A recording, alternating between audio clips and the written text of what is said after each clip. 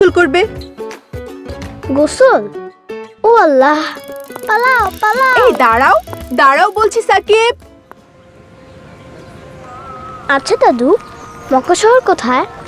আমি মক্কা শহরে গিয়ে কাবা শরীফ দেখব।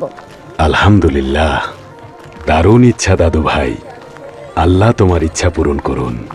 সৌদি আরব দেশের মক্কা শহরে মসজিদুল হারামের ঠিক মাঝখানে যে ঘরটা আছে সেটাই হলো পবিত্র কাবা শরীফ, আমাদের কিবলা। কিবলা মানে?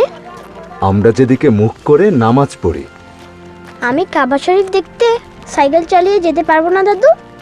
দাদু, কাবা শরীফ এখান থেকে অনেক দূরে। সাইকেলে চড়ে যেতে হলে তোমাকে বড় হতে হবে, অনেক শক্তিশালী হতে হবে।